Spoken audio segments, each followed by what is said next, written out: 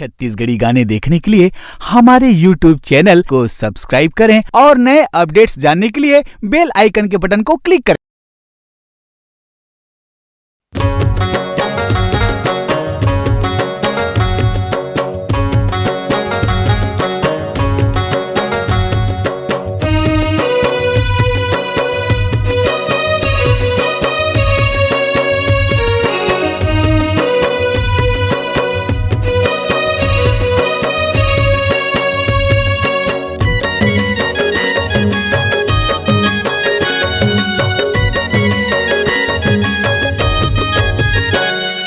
कैसे के तोर मांदर बाजे,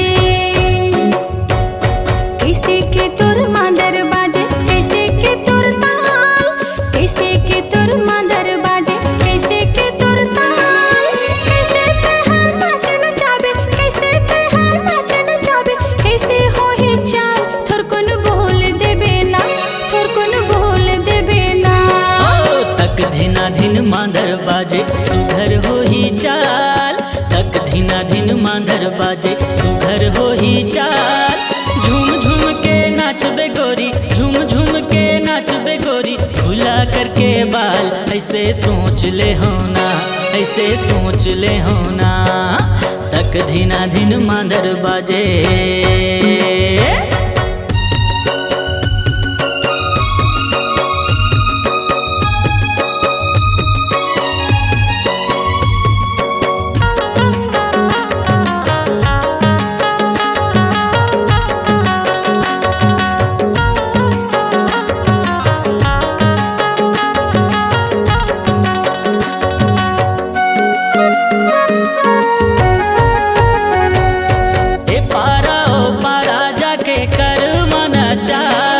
छोटे बड़े मन के मन झूम झूम जाए।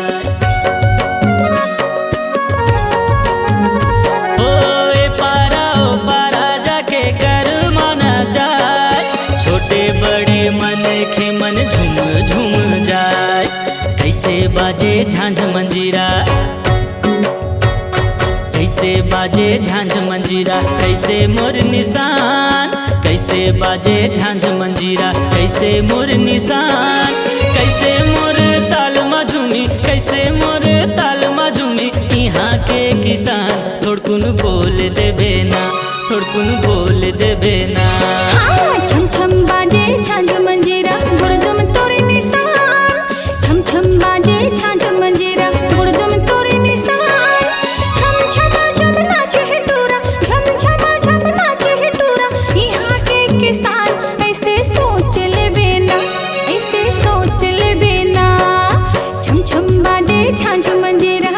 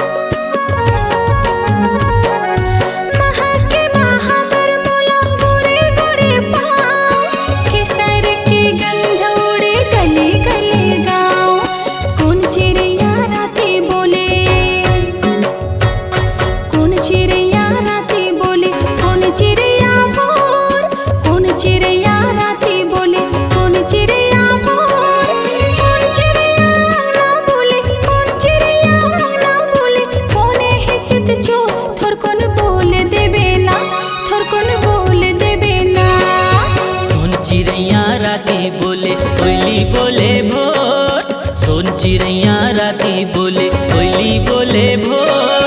ताल चिड़ैया अन्ना बोले, ताल चिड़ैया अन्ना बोले। अमित है चित चोर, सुन ले अमित है चित चोर, सुन ले अमित है चित चोर। सोन चिड़ैया राती बोले।